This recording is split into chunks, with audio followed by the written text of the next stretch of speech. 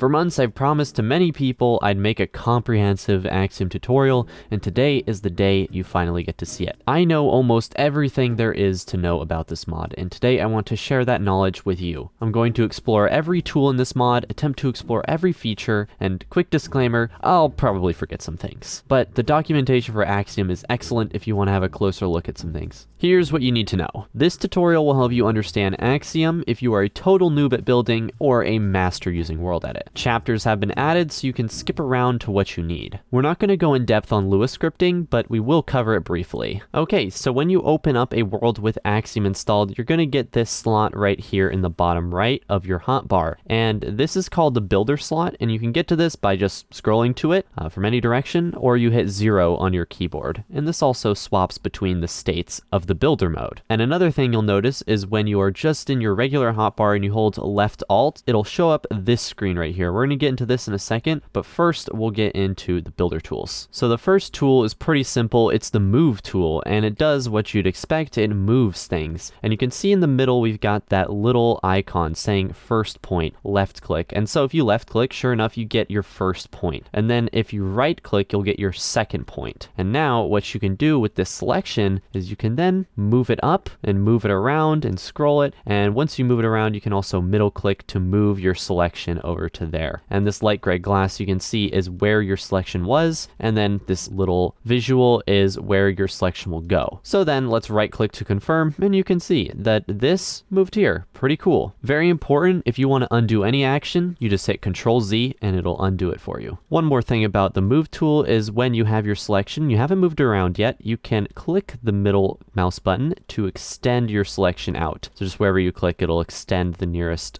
side outwards. Then of course, let's say if you move this around and you want to cancel it, well, you just hit left click and boom, it's canceled. Next we have the clone tool, and the clone tool is exactly the same as the move tool, but instead of moving the selection you make, it's just going to copy the selection. So you can see the blocks stay the same there. We got our little piece of stone right here. Now the stack tool is particularly useful because you can move stuff really fast, and you'll see this little arrow indicating which direction your stack is going to move. So you can see the green, okay, it's going to go up and down. This, it's going to move on the X or Z axis, and this is going to move on the X or Z axis. It's just based on the direction you're facing, and then you can move it out. You can move it in multiple directions per action, and there you go. You get like a big old stack. It's very handy, very fast. So the smear tool is kind of like the stack tool, except instead of moving in all directions, if you go once, let's say we go up, and then we're going to go this way, it's going to kind of smear the blocks over. I like using this to make staircases on my builds really quickly, so boom, there I got a staircase. Pretty awesome. Another cool functionality of the smear tool is it's smear to. So let's just say I'm smearing this oak plank and I want a bridge going across this. But you know, getting the angle perfect from that stone to this grass is really hard. So I'm just going to middle click right over there, and boom, you get yourself a perfectly flat, well, I mean, for this angle, flat bridge going across. Definitely useful in some cases. I especially like it for bridges. The extrude tool is like the stack tool, except what it's going to do is you don't have to make a selection. If I just right click here, it's going to expand all of the blocks that are connected to this that are the same as that block. So unlike the stack tool where it has to be a boxy selection, what the extrude tool allows you to do is you can then just extrude specific shapes that are just one block. And this also works inversely where you can shrink that block as well. Very useful for making fine adjustments when you're like planning out your build. Now the erase tool does as it says. You can create a box selection just like the clone or move tool and then delete. And you can also do the same thing where you can extend it with middle click and delete. It's also important to keep in mind that even if you're using the stack or move or clone tools, you can also use these, hit delete on your keyboard,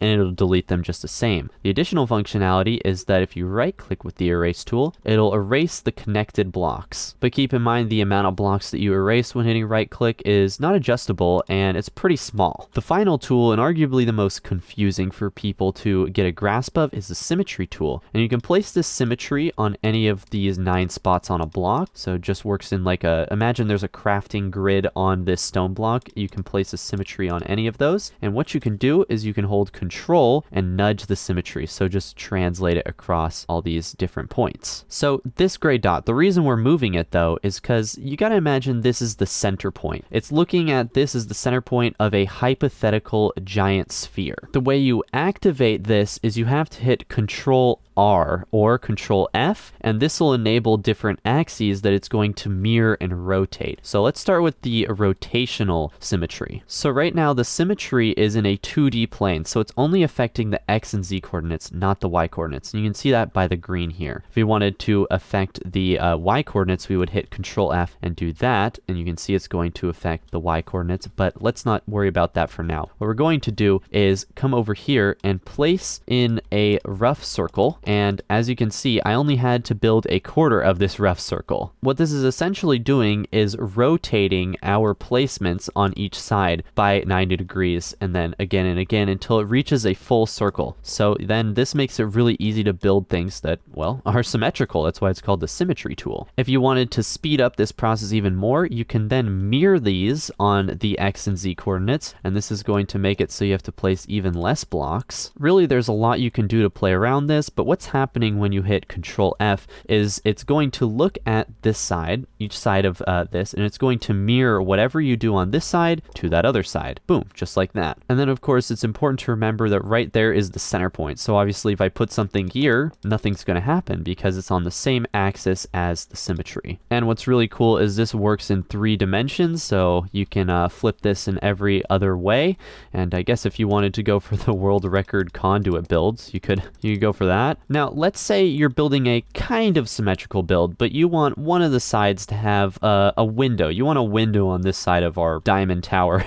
Then you can just disable the symmetry, and what'll happen is you can build on this side. Okay, we're building out our little windowy thing, and then you can just re-enable it and it'll save it. The only thing is it'll disable symmetry if you go too far away. Flying far away, and there it is. In chat, you can see build symmetry disabled due to traveling more than 256 blocks away. Using all that we've learned with the builder tools, I wanted to demonstrate just how powerful these tools alone are. If this is the only thing you learn from Axiom, you're going to speed up your building process massively. So in just 5 minutes, I used the builder tools we just learned and built out our diamond structure and got a rough plan going for what could be a pretty neat wizard tower sort of thing. If you want, I'd encourage following along with me through this tutorial. It's going to help all the small things stick about this mod. And before we jump into Axiom's editor, there's still some awesome stuff I need to show you in first person. All right, so about 5 minutes later, we got this cool little diamond tower, but that doesn't tell the whole story, right? There were a couple other things that I didn't show you that I want to show you now. You see, when you hold left alt, you open up my favorite panel. Now right here, you can see all these hotbars, and these are saved hotbars. So obviously, you know, you can select some blocks. Okay, I want this block and this block, and yeah, now I want to save that hotbar. Then you just scroll to a new one, and now you got a whole new hotbar, and you can come back to this one anytime. And if you need more pages because you are a hotbar fiend, there's more pages. There's actually a lot of pages. There's actually an infinite number of pages. So compared to creative modes saved, what is this, 9 hotbars? Yeah, Axiom, you get infinite. So there you go. And of course, this little UI is a little daunting because you got a lot of buttons, but essentially you can change to survival mode, oh no, and then change to spectator and change to adventure. And anytime you hit left alt, you're going to switch back to creative mode. So, you know, you're trotting around in survival mode and you have cheats on, and then boom, now you're in creative mode just by hitting left alt. We're going to talk about display entities and block attributes a little bit later, but on the right you have this slider here, and this is your flight speed slider. So, you know, now I'm really slow, and now I'm really fast, and now I'm really slow. So yeah, it's a slider for flight speed. Now, if you want to edit your hotbars later, you can actually do so just by dragging and dropping the items. You know, you go to your next page, drag and drop more items.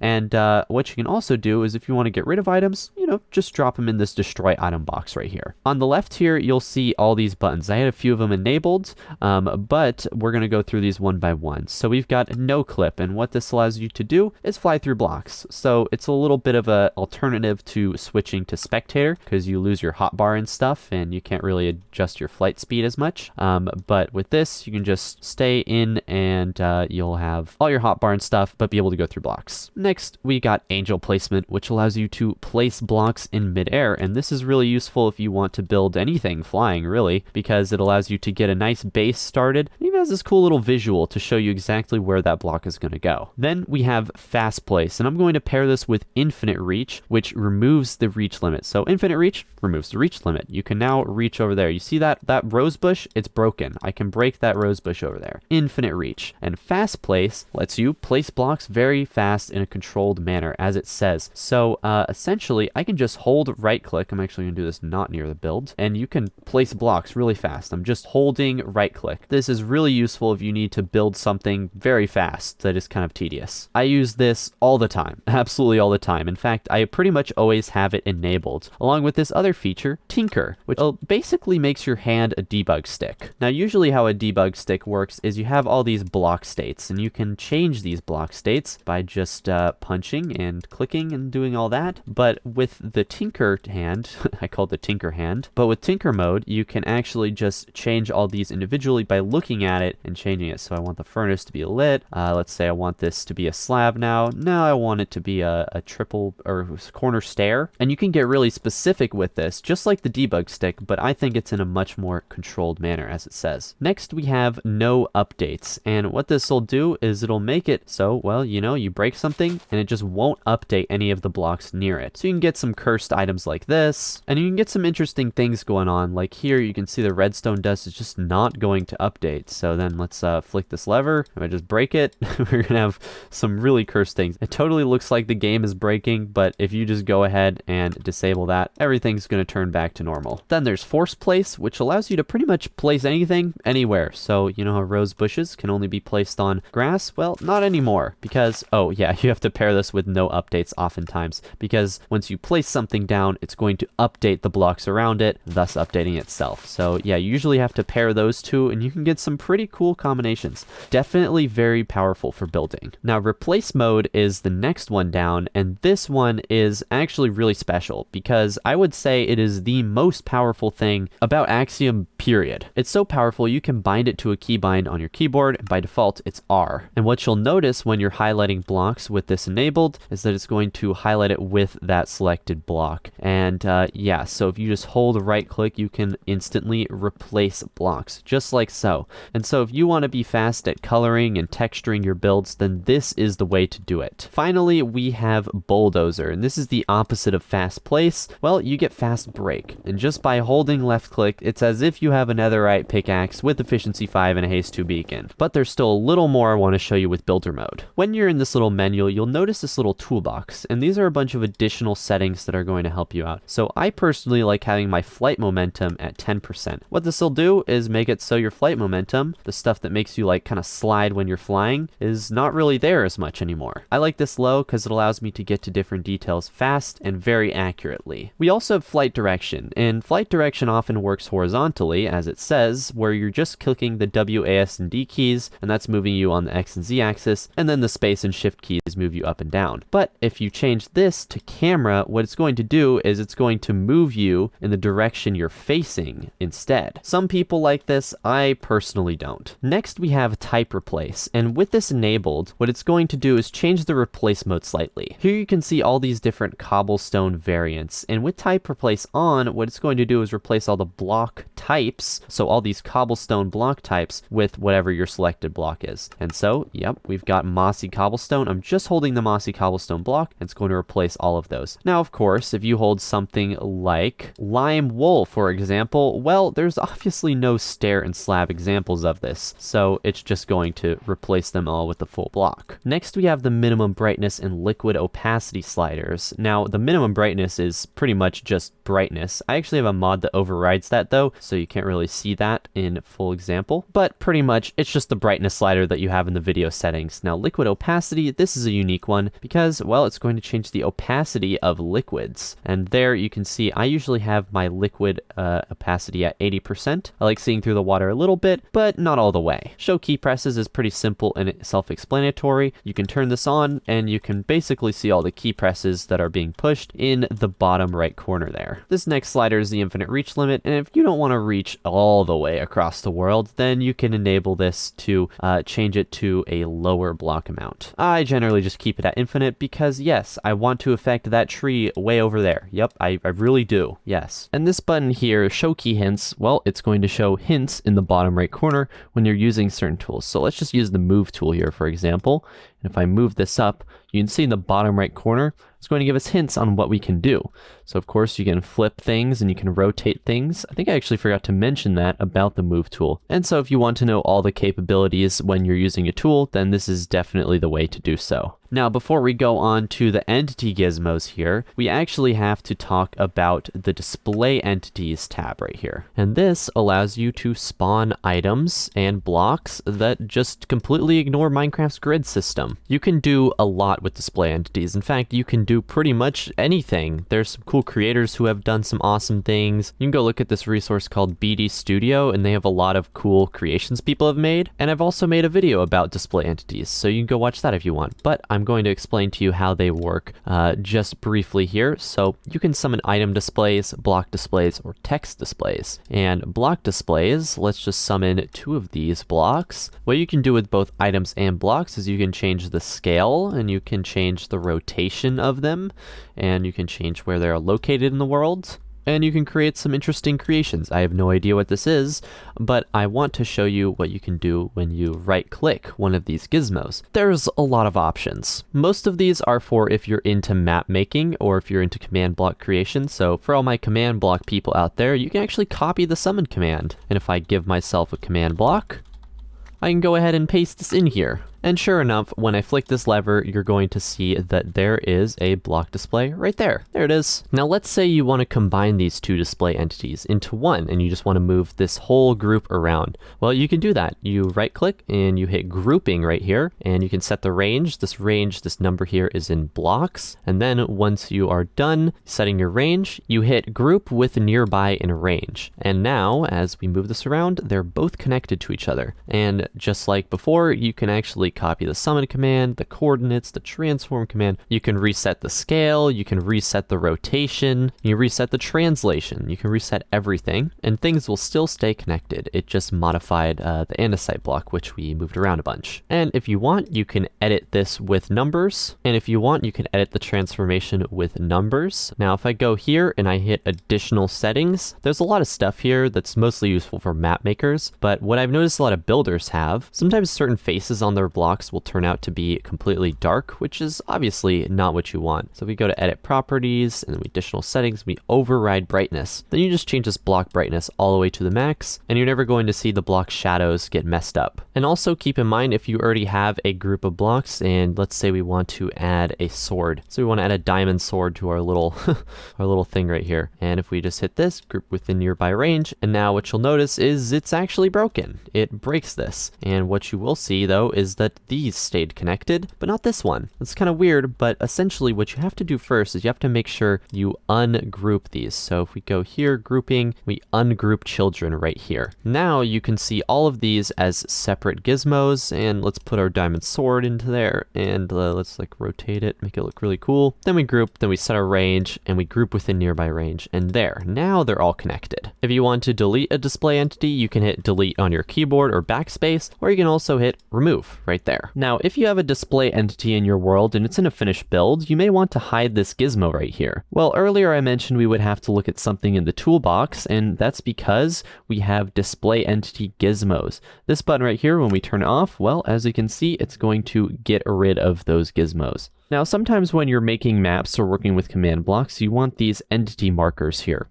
And if you don't want to see these as well as gizmos that you can move around, well, what you can do is you can head back to the toolbox and hit this button, Show Marker Entity Gizmos. Using what we've just learned, I created a palette using saved hotbars and textured our little tower build here, mostly making use of infinite reach and replace mode to get everything right. This took a little longer since it wasn't just a shape, but all in all, it only took 23 minutes to complete. I had to use tinker mode a couple times to get some small details, but basically it was a pretty straightforward process to complete this little build. I hope you learned a few things about Axiom's builder mode, but now it's time to get into Axiom's editor UI, which is by and large much more complex. Alright, so here's our little tower finished, but as you guys know, and as I've said, there is a lot more to Axiom. So we went over the context menu and some of the capabilities and the toolbox and all this kind of stuff, and as well as the builder tools here. However, if you go ahead and hit right shift on your keyboard, you're going to open up Axiom's editor UI. So right away you'll notice when you open this up is that Minecraft does not feel the same. It feels a little more like a 3D modeling program. This mod was inspired by certain 3D modeling programs, and so it moves a little bit like that. I'm holding left click and I'm going to be able to move the viewport here. What you're seeing in the middle is called the viewport, and you can actually go ahead and add new tabs right here. So if I go ahead and I'm going to change my view to a close-up of the tower right here, awesome, and then I want to go back to the far away view, and then you can just switch your viewport right here. And if you right click these views, you can also rename these. So let's call this a close-up tower, and there's also the pin world and pin location options. So this makes it so you can come around in this view, look around, oh wow, that's really cool, and then okay, let's say you go back to your main view and you start building some stuff, and then it's going to go ahead, and when you click this, it's going to come back to this location. And then of course it works like you're browsing the internet. You can kind of just close these views as you need. Okay, a few more things to talk about before we get into all the editor modes windows. So first and foremost, there's a few options you can change about the view. You can show biomes, and so, well, then you're going to see all the biome grids, and you're pretty much always going to want to show selection and show annotations. There's not many use cases where you don't want that, and we'll talk about those a little later. And just like before, you can enable show key presses. This is the same thing as in the toolbox. And another cool thing you can do is you can literally flip your canvas, and so this reverses how the Minecraft world looks. And flipping a canvas is something a lot of digital artists do when they're trying to make sure the perspective is right on something they're working on, so that sometimes comes in handy. And you can also change the UI scale, so if you have trouble seeing some of the icons, then you can increase it, or if you really like small buttons, you can make this smaller. I generally just keep that at 1. In the Edit tab, if you don't know the keybinds, this is where you can undo, redo, cut, copy, and save blueprints. And blueprints we're going to talk about later. Finally, we'll talk about File, and it says Import Schematic and Export Schematic, and you can export these as .schem files. Keep in mind, these are not .lightmatic files. These are .schem files, which is World Edit Schematic file. And you can export Minecraft structures as NBTs, so that's useful if you're like a modder or a map maker and that kind of thing. Something I really like to do is open reference images. And when you hit open reference images, it's going to prompt you to open a reference image. So let's just open up the Axiom logo here. And there we go. As you can see, I have the Axiom logo here in a new window that you can just move around freely. And if you want to close this, you just right click, close window. And then if you have Bedrock packs, you can also load these right here, which is super convenient. We're going to talk about the rest of these tabs up here a little bit later. Okay, another very important thing about Axiom is that every window you see, so you see all these little blue buttons right here, they highlight when you hover over them. Well, you can actually drag these out, and you can hit the corner here and make them bigger or smaller, however you'd like, and you can go ahead and put them back wherever you want. So let's actually look at the world properties here. In the world properties, well, you can change the world properties. I have time frozen, but what you can do is you can affect the time right here, and I can change it to night at will. You can change it to day, noon, night, midnight, just like that at some buttons. You can change the weather here to rain or thunder or clear. And here's a couple game rules you can also check on and off. So this will make the player invulnerable. This will make it so farmland it does get trampled. I usually have that off. And mob spawning, of course, mob spawning. And the same thing for blocks here. You can enable block drops and block gravity. I often have block gravity off simply because I like to build out of things that fall. For example, anvils or sand or that kind of thing, they just don't fall at all. And yeah, you can change the random tick speed and fire tick and all these cool things. So that's the world properties tab. Up here we have history. And now if you remember how I hit Control Z and undid an action, well, all that is saved here in a nice list of history. Now you can actually go in and click some of the past actions you've done and it'll undo or redo them, just like so. You can see I'm expanding all these blocks. And yeah, I messed up our tower a little bit here, but that was just so you can see that you can undo past actions. All right, all better, but it's important to remember that, well, you can also undo actions. You can actually redo actions. So undo, and if you hit Control Y, it'll redo. Control Z, undo, Control Y, redo. Now, next tab we have here is the active block tab, and you might notice how stone is invisible. I don't think this is Axiom's fault. I believe this is another mod confliction on my end, but what you can do here is you can change the block that your tools will be actively using. We still haven't gotten into tools yet, but right here, if you click this icon right here, you can go ahead and scroll down and find any block you need, or you can search for it. Let's say I want diamond block. Oop, there we go. And unfortunately, my mods are kind of breaking stuff right now. All right, I went ahead and fixed that mod incompatibility that was making the blocks not render. It was immediately fast that was causing that. So if you are also on Axiom version 4.4.0, then you should uninstall immediately fast. The next tab we're going going to look at is the palette tab. And this is as it sounds, it's a palette. And so what you'll see here is the blocks that you've recently used. So let's go back to use some diamond blocks. And there you go. You can see that it shows up there as the recently used. Let's grab some lapis ore. There you go. It's right there. Now, if we want to make a custom palette, let's say we're working with a strict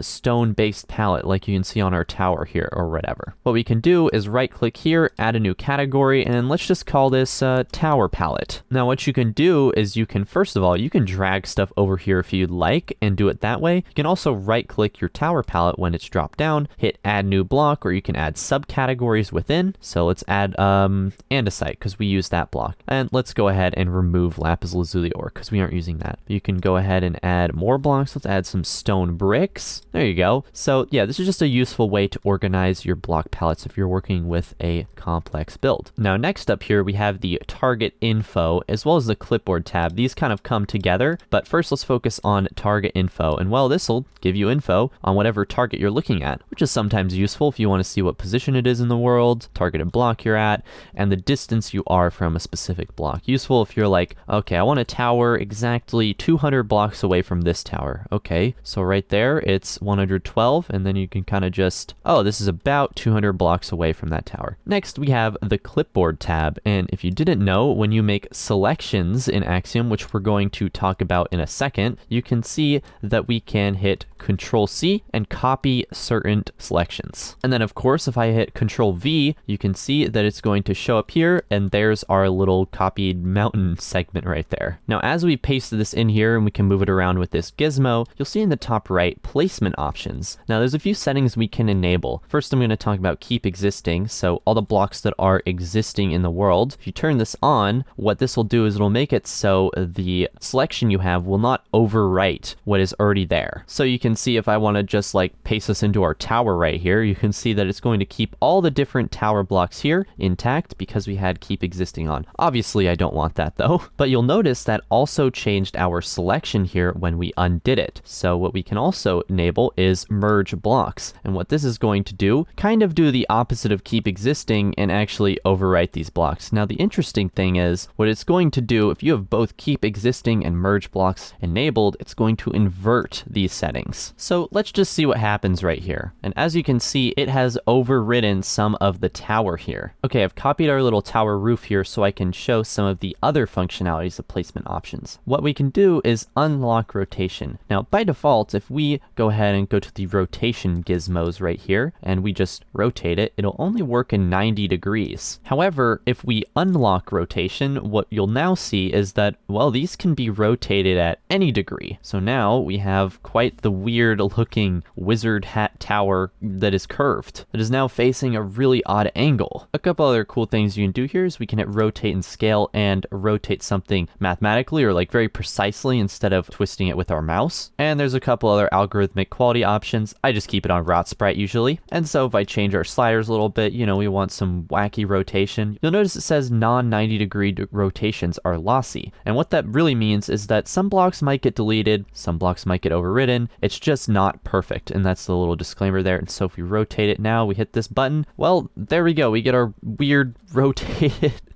rotated tower here. We can flip it, so we can flip its X, or we can flip its Y if we want to go like that, or we can flip its Z. Now, while I'm holding this center gizmo here, you'll notice that green line pointing all the way to the ground. If I hit snap to ground, you can see the build is going to snap to the ground right there. Then, of course, we can hit Control V or Enter, or hit this button up here to paste the build. But what I'm going to do is paste a copy. So what this is going to do is it's going to paste it there, but also keep our selection. So if we need multiple, we can just go ahead and keep pasting copies. And yeah, we can really create like a big old castle with all these wizard hats. And then there's also paste and select, which as you can see, selects the build once we pasted it in. There's one more window related to selections that doesn't show up by default. It's the blueprint browser. Now, if we enable this, and this right here is where you can see all your saved blueprints, which are kind of like Lightmatics or Schematics, except it's Axiom's version. Now, if we want to save our selection here as a blueprint, now if we want to save our selection there, there from the top right, all we have to do is hit Control P. And what this is going to do is show up this little screen, and you can see our little blueprint in there. I've darkened the screen around because there's some flashing going on, likely from another mod confliction that I just don't know about. And what we do is we can save a name for this. So let's call this Tower Roof, and we can change the author. You know, my username is Ash298. And we can also add tags to this, so when we search it up later, we can find it much easier in the blueprint window. Then all you have to do is hit save, and it'll prompt you to save it in your file explorer. By default, it's going to save in the config folder of your Minecraft root folder. Now, if we open our blueprint browser, you may have more blueprints, you may not have any. And if you scroll to the bottom, there's our new tower roof. Then all you have to do is click it, and it's going to put it in your clipboard up here, and you can just, you know, paste it in. Okay, now let's look at the keybinds window. And this is, as you'd think, it allows you to change all your keybinds. If you want to go ahead and change your keybinds, you certainly can. I've just gotten used to the default layout that Axiom has. Next up, we have the style editor. Now, the style editor is really cool, and I'll be honest, I don't use the default style. I actually use one that was made by Willitronics in the Axiom Discord. And if you want more resources, I'd highly recommend checking out the Axiom Discord. There's a lot of free stuff posted there in the resources channel. Anyways, back in the style editor, you can actually go ahead and create your own theme. Like, let's go ahead and change the frame background. Let's change this to like a green. There we go. Now we've got some green background, and everything is modifiable. Let's change the window rounding. Let's say we want some rounded corners. We want everything round. Everything has to be round. Then you just hit export to clipboard, and now you can save that theme somewhere else. Personally, as I said, I use someone else's theme. This was made by Willitronics. It's this cool dark purple aesthetic, and we'll use it for the rest of the video. The style editor is another thing I'm not really going to get into. It's all very preferential and is pretty self-explanatory to set up if you want to make your own. By the way, since we're on the topic of the style editor, you can also hit help up here and hit style editor just like that. And also here is a link to the Discord server and the documentation up in the help tab up here. Okay, now that we've talked about most of the different tabs, we're going to start talking about tools and tool masks.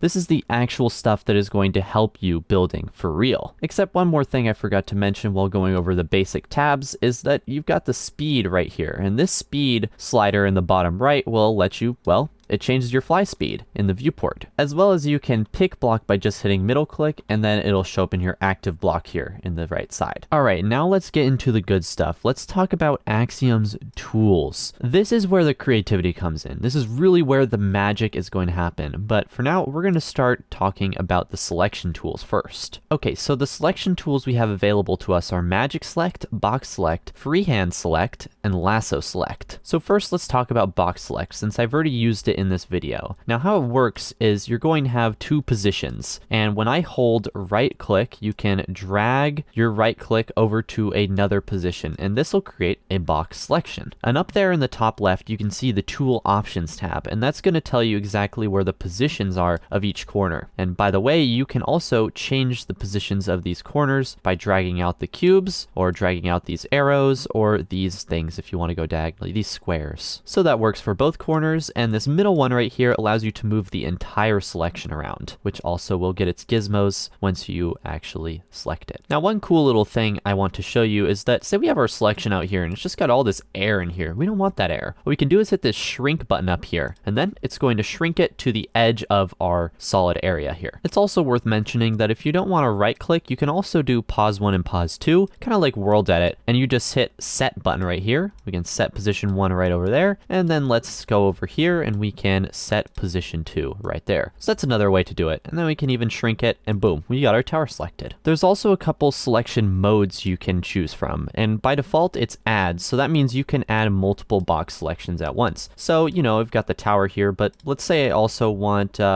this nether portal right here. For whatever reason, I just want this nether portal. Well, then I can select that too, and if we come back out here, you can see both selections are active because I have it on add. And then there's also replace up here, so I can only have one box selection active at a time. And so if I try and make a new box selection, it's going to overwrite previous one. It's also important to remember that this is not an active selection. As long as you see these gray cubes, the selection is not currently active. You have to hit enter once to go ahead and activate this selection, and hit enter again, and that'll get rid of the selection. Okay, now let's say we've got our selection activated here and we want to subtract part of it. Well, we can go ahead and go to the subtract mode, and then you can select a a certain area, and once again, if you hit enter, it's going to delete that part. Similarly, with intersect mode, you're going to see that only part of this is going to stay, only that part that is selected there inside the other selection. That's a mouthful, but it'll just be easier for me to show you. Once I hit enter with intersect mode, boom, you can see only that area is selected now. Okay, now that we've talked about box select, let's talk about freehand select, which is basically just a way to select things freehand. It has no restrictions really. So you can just go ahead and select this in here, and by default, again, it's going to be an add. So yeah, we can go ahead and select as much as we need or as little as we need. We can also change the radius size. So as you can see, our selection is now going to select this massive area. We can also change it to any sort of shape we want. Cone shape, we've got a cube shape, all these different shapes that'll help you freehand select. Next, we have Lasso Select. So we can set a bunch of different points using right click. So I'm gonna hit right click once, and I'm gonna hit right click again, and again, and again, and again, and again, and you can create these kind of polygon shapes right here. And as soon as I hit enter, it's going to select that area. The reason this looks a little confusing, actually, let's cut this so you can see it a little bit better. That's what it took out. I'm just gonna go ahead and undo that.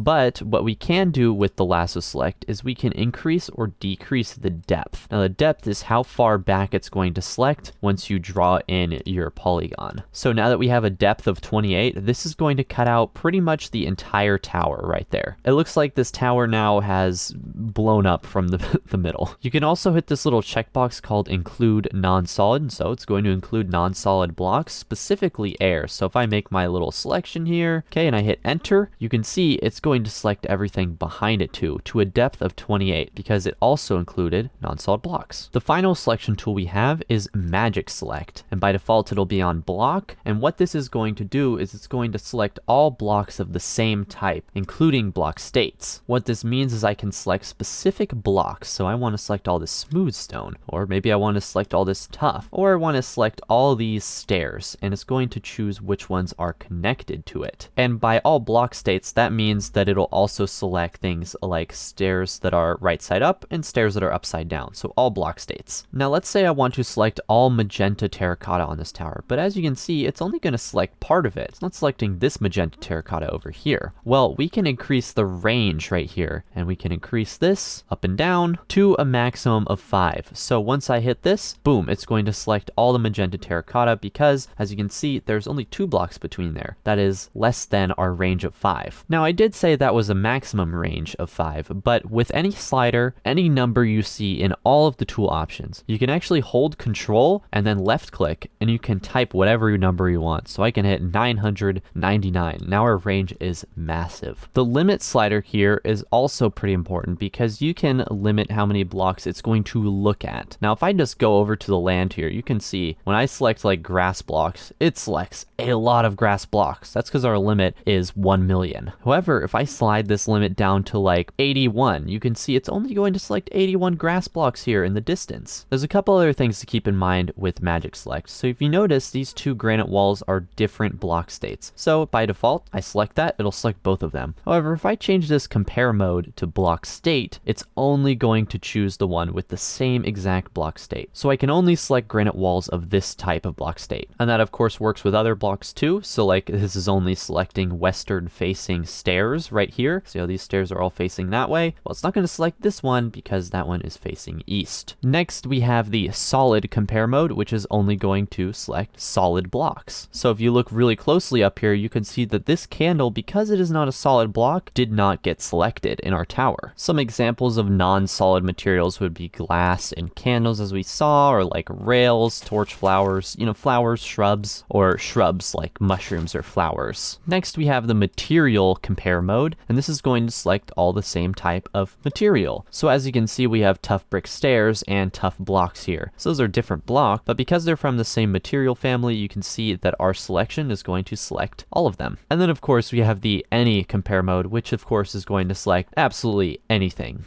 minus air blocks. And finally, we have the up, down, and horizontal checkboxes. Now let me just show you what happens when I select one of these. So normally, if we look at our purple terracotta right here, and see that it selects everything. Now if I hit the down one, it is not going to select anything that is below my cursor. And this is really nifty because you can just drag your right click button down. This makes it super easy to just select the blocks you want. Let's say I wanted just the top half of this tower. Well, I can do that. I can select just the top half of my tower by only selecting at this level of my cursor position. And now, well, there you go. That's just the top part of the tower. And then of course we have up and horizontal, and so up will only select the things that are below the cursor, and then the horizontal one will only grab things horizontally, as you'd expect. Okay, so that's all the selection tools, but I ignored one very important detail about selections as a whole, and that is that tool masks affect them. In fact, tool masks affect every single tool in Axiom. Right, so let's go to Window and let's open up tool masks. Now, I have made an entire video about tool masks already, and if you want to go watch that, it'll be in the description. But for a brief overview of tool masks, this is a node-based method of restricting how your tools affect your Minecraft world. So for example, I just dragged in block equals stone and I put it at the top right here where you can see that purple line. That means it's now activated, and you'll see this show up in this text line right here. By the way, you can also change this text line. So if I wanted to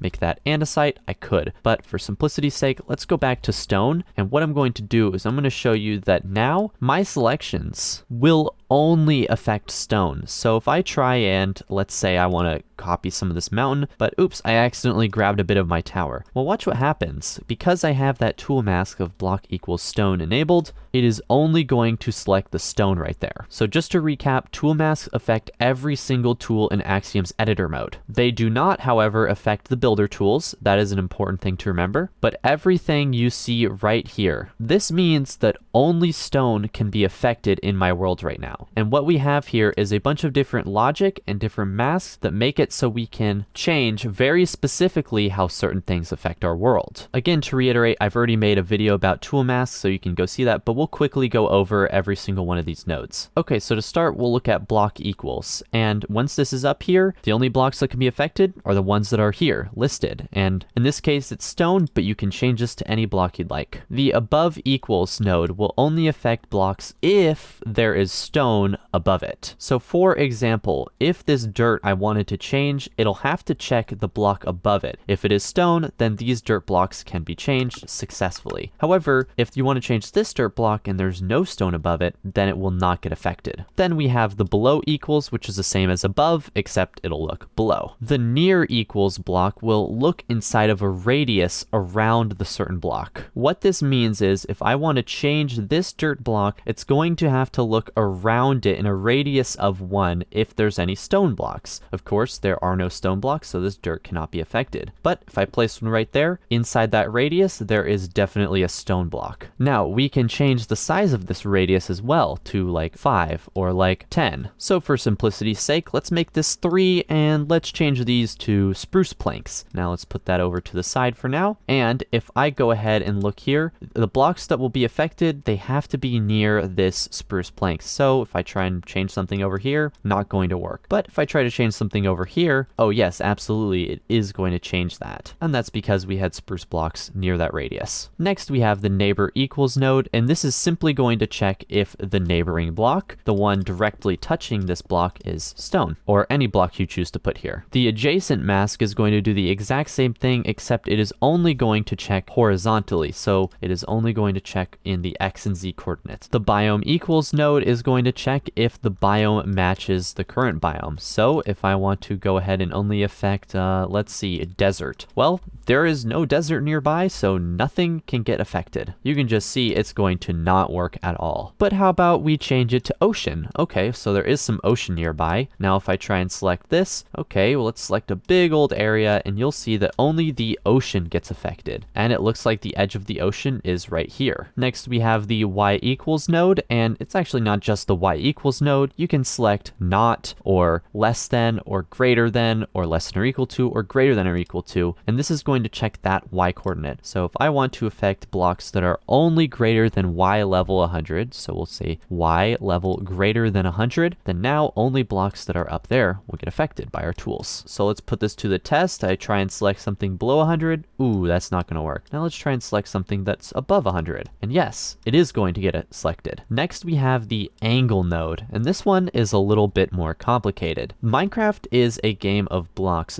but you can actually mathematically calculate the angle of certain slopes. So for example, this slope here has a specific angle associated with it, and that's going to get mathematically calculated by Axiom. So there are technically an infinite number of angles in Minecraft, but I'm going to put up a visual on screen just to kind of visually represent and show you that you should only be working with angles from 90 to -90. I don't fully understand the mathematics behind it, but I'm sure it has something to do with simplifying the way angles are calculated in Minecraft. Anyways, you can select the angle you want to affect and also the range of angles you want to select. So right now it's 20, so it's going to go plus or minus 40 degrees. So it's actually going to affect all angles within 20 to 60 degrees because of our range of 20. But if I wanted to affect only angle 40, I can change that to 0. But generally speaking, you're going to want a range of something. So now let's go ahead and try and paint the slope, and what you're going to notice is that it's only affecting angles between 20 and 60 degrees. Now, of course, the reason we use negative numbers sometimes when affecting tool masks is because overhangs in Minecraft, we have things that go upside down. So if I head here into this cave and I try to paint the slope of this roof, well, it's not going to work. It's only going to affect the floor. That's because negative angles affect the roof. So let's try that again, and let's change this angle to -40. And now what you'll see is that the bottom will not get affected. However, the roof will. If you want to effectively terraform, then the angle mask is going to be your friend. Next, we have the in selection node, and this is just going to check if the affected area is inside a selection. This is much more useful if you're doing the inverse, which is what the not node is for. So if it's not in selection, then blocks outside will get affected. So under our normal understanding of selections in Axiom, you'd think, okay, so it's only going to affect things inside here. But with the not in selection node enabled, it's actually going to affect all things outside of that selection. Then we have the can see sky node, and this is just literally going to check if the block that you're affecting can see the sky. So this cobblestone wall will not get affected because, well, it can't see the sky. However, this stone brick will get affected because it can see the sky. Then we have the surface node, which is just going to check if things are on the surface. So usually if I use something like Freehand Draw, we're going to get into that later, you can see that it's going to affect absolutely everything around here. And that might not be so good. But if we add on the surface node, it's only going to affect, well, the surface blocks. And you can see that also works on the inside, so nothing on the inside here is getting affected either. Now, the real creativity with tool masks comes in the logic. So we have the OR logic, which allows you to add a bunch of other conditions. So maybe we want to affect diorite or stone or granite or andesite. If we want to affect all of those, then we use the OR logic. The AND logic means that all inputs inside there have to be true. So it has to be stone and the biome has to be ocean. If any one of these conditions are not met when you're changing your world, nothing is going to happen. Then as shown later, we have the NOT logic. So what if we want to affect everything except dirt blocks? We want all our dirt blocks to stay the exact same way they are. Then, well, you can see that everything except dirt is going to get affected. Finally, we have the offset node, and anything inside here, it is going to affect relative to it, whatever you put these coordinates in. So let's say I got this grassy patch right outside my castle doors, and I want to place some grass on it really easily, but I don't want to use bone meal because it has all those flowers. Oh, we hate flowers. Well, what we can do is we can change the block inside this offset mask, grass block, and what we're going to do is change the y coordinate to -1. It's going to offset this by a -1. It's important to make that a negative because that's going to affect blocks above the grass block. It's a little inverted, but mathematically it makes sense, still beyond my comprehension though. And if we change our active block here to grass, let's get some grass. Let's get some tall grass. Actually, I want regular grass, short grass. There we go. And we just painted our grass on top of the grass blocks. You also might notice in the tool mask tab, this scripting tab up here. And this is where you can insert Lua scripts. And well, let's just say I don't know enough about programming to be qualified to talk talk about this. And if I did talk about Lua, well, this video wouldn't end. So we're going to ignore Lua scripting for now, but maybe if I learn the programming language at a later date, I can make a tutorial on it. Finally, I think it's also worth mentioning that whatever you do here can be saved as a preset. And so if you just save this as whatever you want, my cool preset, we'll call this, then what you can do is come back to this whenever you want. I actually have a preset for removing shrubs, or for example, I have a polished tough angle preset. I was using this for some random project. I can't even remember, but it was very specific. And here's my cool preset. So yeah, saving tool mask presets. It's a great workflow thing and is going to save you a lot of time. So like I said, I already made a full video on tool masks if you want to go check that out. And Moulberry, who of course created this mod, has already made a video on tool masks if you want to check that out too. They are an essential skill to master if you want to get good at Axiom. All right, now let's talk about the utility tools. So first we have the ruler tool, and the ruler tool gives you measurements of specific lines and circles in your world, so you can measure the distance between objects. And these will stay as you fly around in creative mode. Boom, as you can see, point 1 to point 2 is 21 blocks. And keep in mind, you can add as many points as you want, so you can go ahead and measure a lot of different things at once. So there's 13 blocks, 18 blocks, 5, yeah, and so on and so forth. Now you can individually delete points if you'd like, but you can also come up here to the tool options and hit clear to delete them. Now you can also change the display here to be the distance, so this will actually count coordinates rather than blocks, and will give you float values like 0.9 and 0.2. Then there's also the circle mode, which, well, as you can probably tell, it's going to measure out circles for you. So let's say, for example, I wanted to build a big old tower right here, but I just don't know how to get those circle measurements right. Well, no worries, because you can actually just generate a circle. It's a mathematically perfect circle, so it might not be exactly what you're looking for, but it gives you definitely a good idea. Oh, another important thing I forgot to mention, if you don't want everything to connect like this, well then you can just left click and start a new ruler selection somewhere else. There you go, now we have separate lines. Now let's say you want to find the center of this line. It's, you know, it's going to be roughly around that 20, but you want to get precise with it. Well, you can hit this button up here that says select center, and it is going to select the center, make a selection for you. And as you can see, the center of this line cuts through 4 different blocks, so that's why it selected 4 different blocks. But if I made a much simpler selection like this, you can see it's only going to affect the 2 blocks because, well, this is an even number, so it's going to affect 2 blocks. And there you go, that's the ruler tool. The other utility tool we have is the annotation tool. Now this is such a cool tool. So first and foremost, when you open up the annotation tool, you'll have all these different modes. And so if we turn on the draw mode, you can see we can just draw in our Minecraft world, and it shows up and it, you know, attaches to different blocks and stuff like that. And that's really cool. You can change the width and the color of these lines. So let's say I want a really thick line. Let's make this one blue. Now we can just paint in a very ugly blue line right here. Now an important thing to remember is once I go into survival mode, these will vanish. It's a creative mode only thing. And you also have to have cheats enabled to see this. Okay, but I hear you asking, you don't want these annotations. Hey, you want to get rid of them. Well, what we do is we come to the erase tool, and first you can clear all annotations. There's just a button right there to just get rid of everything. Or it works like a box select, where you can just select a box like this and it'll delete them. And we can select our box here and it deletes them. I was just holding right click there. Okay, now the outline tool has a couple different options, but what you can see with the freehand option is it's going to outline just blocks. So it's not going to put in like freestanding lines, it's only going to select and annotate blocks. And there's a couple different options here like lines, so you can see you're going to select just a line of blocks right here. And then there's also the lines mode, which when you hit right click, you're going to select a 0.1 and a 0.2, and you can also select 0.3 and 0.4 and 0.5 and so on and so forth. And once you're done, you come up here and hit finish lines. Next up, we have the text annotation, and well, this will make it display text in your world. And of course, you can change the color and you can change the scale. And let's just write a little word here. I think this one's a pretty important one. Oh, there we go. Yeah, I like that. I really like that. On a more serious note, this is definitely useful if you're on your friend's map and you want to mark down your builds. You want to put down like, hey, this is mine. right? Like, hey, this is mine. Oh, mines. And so when your friend logs in, you can see, oh, this is their tower. Okay, I won't build on this tower. Awesome. Now this billboard drop down, as you can see, if I paste this in, it's just going to be fixed in one location. Yeah, so it's not going to follow me or anything, just like that. However, if we get rid of those annotations, and then we change this to horizontal. Okay, once we paste this in, you can see that it's going to follow us horizontally. Well, technically this looks like it's vertical, but you get the point. You can do the same thing except make it vertical, so now this text is going to follow you whenever you move around like so. Or you can also set it to center, which is just going to be both of those things combined. So it's always going to follow you around no matter where you are. Now that I think about it, that's kind of creepy.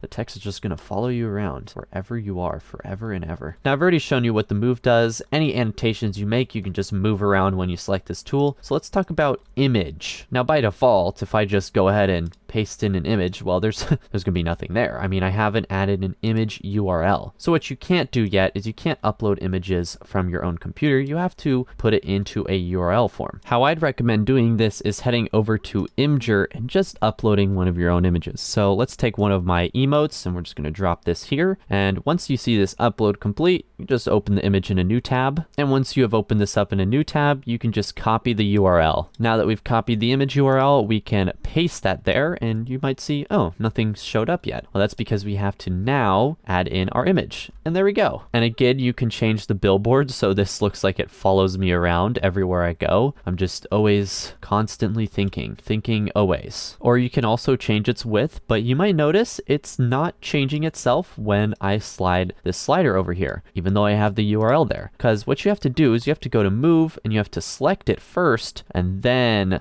adjust the slider. And let's say I want this to be fixed now. I want it to be fixed right there. And then once I hit update, there we go. Now it's bigger and it's fixed. This is another useful way to mark things if you're building on like a creative server with your friends, or just want to keep track of which projects are which. And if you're a content creator, this is a really cool visual trick that you can use to make it look like you have images actually in your world. Well, because they are. Okay, it's time to talk about painting tools. Our first tool type is the painter, and how this works is it's going to look at your active block here on the right. So let's again change this to something very visible, like the block of diamond. And as you can see, we're just going to be able to paint anything on the surface. If we wanted not just a surface and everything on the inside of this mountain of stone, then we would uncheck this mask surface. And once we go over here and we look inside, it's full of diamonds in there. And just for comparison, if I have mask surface on, you can see that the inside is stone still. Now the cool thing about the painter tool is you can also grab something from your clipboard or make a gradient of blocks, and then from which it'll choose from here. However, the painter tool gradient mode is simply the gradient painter with a few less options. So for now, we're just going to look at the clipboard mode. Now let's say I wanted to paint the mountain with some ores. So I wanted some ores in my mountain. Well, we can go ahead and create a selection just like so. And now it is a selection. And if we head back to the painter tool, then let's come over here to our cliffside. And as you can see, we can start painting with our clipboard. Obviously the selection was not perfect, so it looks a little janky, but you can kind of get the idea. We can also change the shape of our brush. So we can make it an octahedron if we wanted to, or we can make it a cuboid, which is just a rectangular prism, or we can make it a capsule like this. The real power with your painter tools is going to come when you use them in tandem with other tools, as well as your tool masks. So for example, let's just change the angle here to 60 degrees with a range of 20. And we set our active block to grass block. And then, oh, you know what? Let's also add this logic inside an and gate here. And we'll make sure our active block is set to grass. And let's put this angle inside of an and condition here. And then also make it so it'll only affect stone blocks here, because I don't want to paint the trees. Okay, and if we go like this, you can see that now we're creating a really nice lush side, and it keeps those little cliff edges right there. See, the painter tools on their own aren't particularly powerful. They're most powerful when you use them in tandem with other things. And there you go, there's a simple little way to terraform. Okay, let's move on to the noise painter. This is the same thing as the painter tool, except it applies a noise pattern. So let's take this for example. Let's change this to diamond blocks. And by default, we're going to have the simplex noise tool. And there's a lot of settings you can tweak to get this how you'd like, but I'm going to up the scale just, or actually lower the scale just a little bit. And now an important thing to remember about the Noise Painter is it doesn't take from your active block, it actually takes from this here on the left. And if we go ahead and paint, you can see that it's taking this noise pattern on the left and kind of applying it to the Minecraft world like so. And for every noise pattern here, you can also randomize the seed if you don't like what you're seeing in your Minecraft world, and there you go. And just like with the painter, you can change the shape of your tool, so we can paint with cubes, and this is going to be the same thing for every painting tool. I encourage you to play around with all the different noise tools and all their settings, because there are some really cool ways you can use this. One thing to remember is what you see here in the noise pattern, the black, that's going to be nothing. It's not going to change that. However, you add a second block, and let's go ahead and change this to emerald. My game is lagging a little bit from loading those noise patterns, but what you're going to see is that it turned gray. Those black parts turned gray, and that gray is indicating the second block. And we can also add a third block, and this is going to complexify,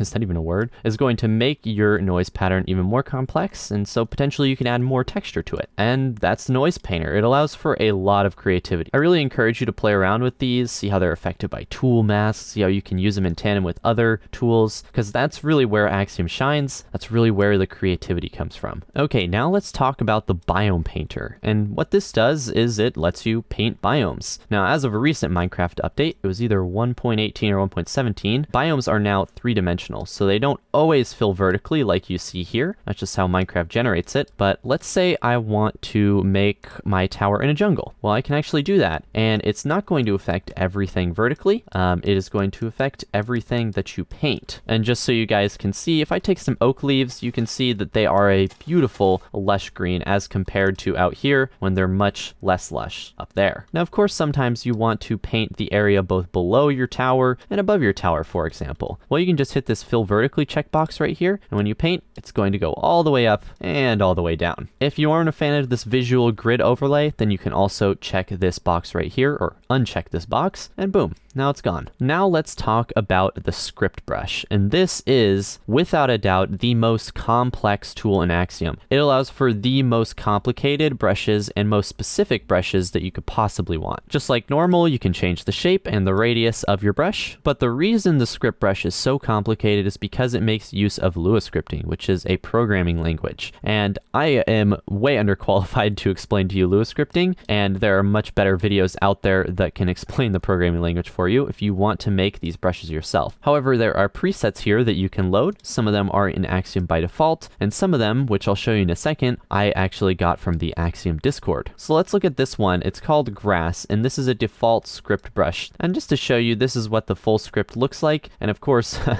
I have no idea what any of it means, but it is a preset, so I don't need to know what it means. And well, by default, this is actually going to paint anywhere, so it'll actually paint on top of trapdoors even. However, you can use tool masks to circumvent that if you'd like. But yeah, the script brush is just extremely powerful. Anything you can imagine can be made in the script brush if you are smart enough. I'll show you a couple presets that some really smart person named Willotronics made. And here's this spike generator. And what this allows you to do is generate spikes, just like this. You can change the angle of it. So if we want this to face a different direction, we want it to face almost directly up. Well, there you go. You can change the start size and end size. So now, oh yeah, that's an interesting spike. You can make it generate crystal clusters, which is really cool. And look at that, that one's wild. You can even change the length of these spikes. So yeah, wow, now we got some really big spikes there. But let's look at angle texturing. This one's also made by Willotronics, and it's very cool. Probably my favorite, because what it allows you to do is paint the angle, and it doesn't really look like it because there's a lot of dithering. But what this is doing is it's looking at the angle these blocks are relative in the Minecraft world, kind of like the angle tool mask that we talked about earlier, and it's going to paint it a different wool color so you can texture it later. Now, if we go ahead and decrease the X and Z blending, you'll be able to see this a lot clearer. So you can see the steep parts are in blue and purple, and the flatter parts are in orange and red and yellow. This is one of the most helpful tools when terraforming, without a doubt. So I would highly recommend going into the resources channel in the Axiom Discord and checking out some of these script brushes. But I know a lot of you are going to be asking, hey Ash, how do I get those script brush presets to show up in my editor? Well, what you're going to want to do is you're going to want to find your config, and this is going to be in your Minecraft instance root folder. And for those who aren't super skilled at searching through File Explorer, I'll show you a quick way to get there. Just head to your options, head to resource packs, hit open pack folder,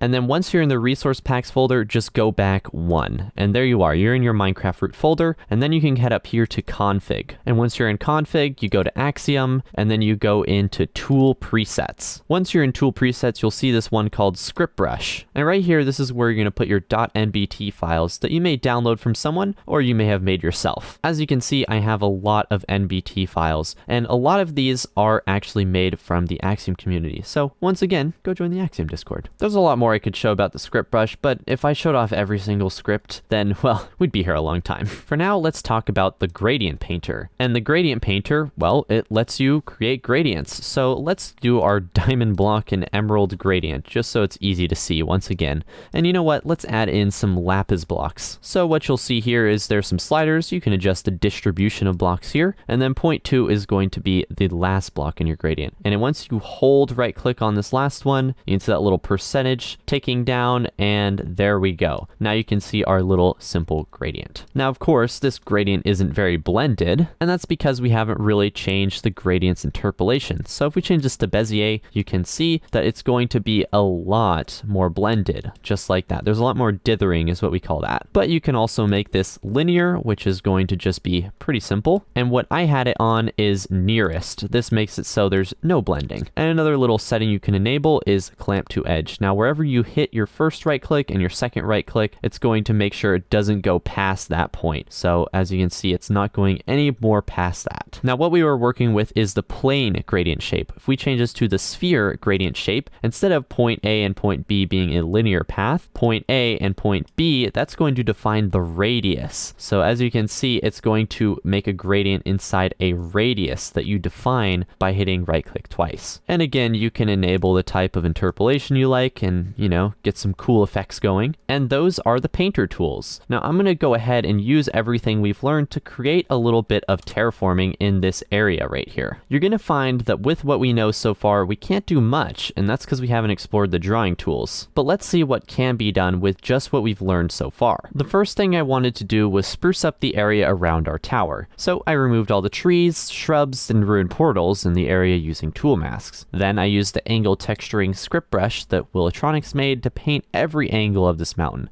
masking stones so our tower didn't get affected. Then I masked each wool color and painted the top with grass, and some stony bits too. Coming over to the cliff side, I used a gradient painter to create some rough shadows on the cliff. I also experimented with these geological striation type things. We haven't learned nearly enough, and this was a super rough job, but already this is a substantial improvement. Alright, now it's time to talk about the drawing tools. This is going to have some pretty complicated concepts, but has some of the most powerful tools in Axiom. First, we're going to talk about Freehand Draw, and Freehand Draw is basically the painter tool, except it also is going to change air blocks around it. So if I go ahead and select some diamond blocks in our active block, you can see it's just going to freehand draw stuff. You know, it's a freehand draw tool. And just like the other tools, you can change its radius. You can also change the brush type. So if you want to paint with cubes, there you go. Now we're going to talk about Sculpt Draw. Now the Sculpt Draw is a little unique in that its radius does not only affect its size, but also the shape in which it's going to sculpt. What I mean by this is smaller radiuses, you're going to get more of a parabola kind of shape when you're sculpting. But if you go to a larger radius, you're going to get a much more spherical shape. And also a cool thing about the Sculpt Draw is you're going to notice that it's not being affected by our active block. It's sort of pulling out the blocks that we have already existing. And you can move around this strength slider to kind of affect how strong the pull is. So the pull is going to be pretty small right here.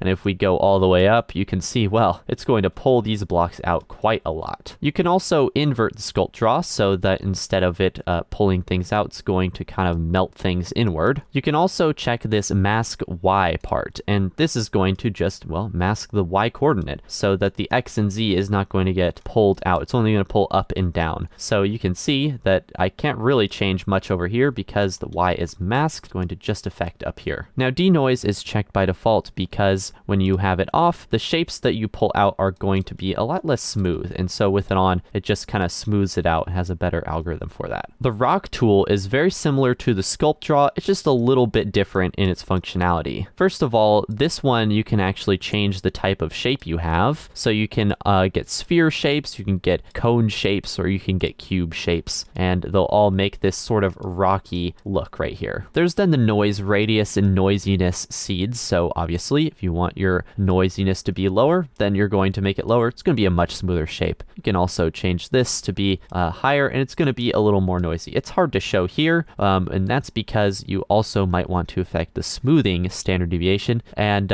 if you have this lower, what you're going to notice is that it's a lot less smooth. It's a lot more rocky. But if we increase this, it's going to be super smooth, almost looking like the Sculpt Draw. And then we have the meld strength. If you imagine this tool as kind of like a slimy substance, this is how slimy it is. The lower it is, it's going to be a little more freestanding on its own. But the more you increase this, the more slimy the blocks are, and it's going to connect to the terrain you're attaching to. Now, normally this tool doesn't replace solid blocks, but you can also check this and it'll replace solid blocks. So when we go inside here, you can see that it's going to be diamond. Whereas before, when we do this, what you'll see is that it's actually not all diamond. It actually doesn't replace the stone. And then if you want to extend it to the ground, sometimes the rock tool will have little floating bits on it. Well, you can just make it so it extends to the ground. There you go. And you know what I think? I think we can come in here and add a few rocks. And what we can do is we can then come in and paint these later. Just a few rocks here and there. Maybe we got a bit of a boulder right there. And there you go. That'll just make the terrain look a little bit more varied. Now we're going to talk about the Weld tool. And this again is similar to the Sculpt Draw, except instead of pulling things out, you're kind of adding on your own using your active block. And with this, you can add your own shapes. So here we got the cone shape, and you can kind of weld things to how you want. There we got like a little overhang to our cliff here. And just like all the other tools, you can change the smoothing of it. So if we want this to be very strong, we want it to really make it much smoother, then we can do that. And the threshold is going to be how many of the blocks are changed. So if we change this all the way up, it's going to not really change any blocks. It doesn't want to. But if we make this a little lower, you're going to see that it's going to start changing and smoothing things out. The melt tool is the opposite of the weld tool. Where welding is adding blocks, melting is, well, it's getting rid of blocks. With this, we can melt away certain surfaces, affect the strength and the threshold, just like the last tool. It's literally the same thing. It just does the inverse. Next, we have the stamp tool. And oh boy, the stamp tool is a very important one. It'll be much easier if I just show you what it can do. So let's select this tree and copy it to our clipboard. Then what we're going to do is hit this button, add clipboard. You can also add blueprints if you want. You know what? Let's add a blueprint I have. And you know what? We'll also add this oak tree right here. And what this is going to do, you may have seen other YouTubers talk about it, how you can paint a forest with Axiom. And that is because this is a brush that is going to paint whatever you have right here on the left side. So as you can see, I am going to just paint this into the world. I'm going to paint some trees onto this landscape. You'll notice as I come around here that not many of these are perfect. Like some of these are floating. You know, you can see this one's on top of a grass block. That's not very good. So what we can do is we can hit this button, extend foundation to the ground. So whatever the lowest block is in your selection here, it's going to extend that to the ground. This is a bad example, but as you can see, this spruce stair went ahead and extended itself to the ground because it was the lowest block in here and it just wanted to extend it down. So in short, the stamp tool allows you to paste blueprints and clipboard selections into the world very simply. Now what we can do is change the shape and change the radius just like a normal brush. We can also change the amount that we're going to see when we paste this into the world. So we can change the percentage of chance that it's going to show up in our world. We can also change the amount of spacing there is between each thing. So we want this to be a really dense forest. We just make this really small. And what you'll see is that that's a really dense forest. I don't know why anyone would want to make their forest this dense, but you know, you can just see that that is what it can do. An important setting you might like is the deferred setting. And this just means when you paste things around, what it's going to do is it's going to give you little gizmos that you can, you know, move around each part individually. And then once you're okay with all those,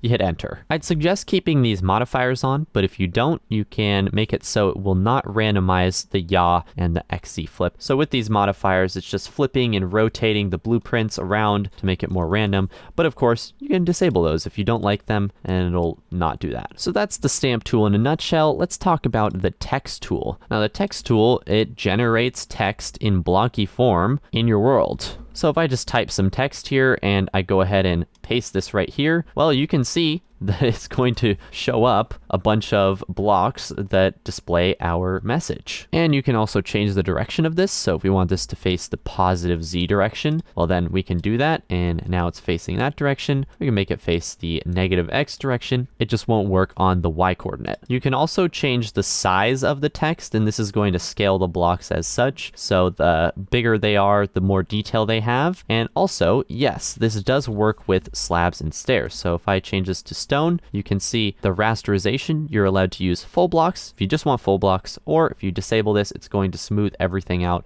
with stairs and slabs for you. But let's say you don't like this font, and maybe you want to use your own font. Well, if you uncheck use the built-in font, then you can just select a font file. So let's use this font called Phosphate Solid, and what you're going to see is that the text is going to change to that font, just like so. So it's pretty cool. No matter what font you use, it's going to adjust the blocks in-game to what you have that font set as. Okay, the Shape tool. Now, as you'd expect, the Shape tool allows you to, well, paste in shapes. But with this tool, you can really change a lot about the shapes. First of all, there's two categories, solid or flat. Now, flat shapes are going to be flat, and let's say we want an Archimedean spiral. Well, you can generate that. Heck, we can even change the rotation of the shapes on any degree angle, which is really cool and really powerful. Now, let's say we've created this cuboid shape and we like it, but now we want a cube that is not angled like this. Well, when we try and create another cube, yeah, it's going to show up all angled like this.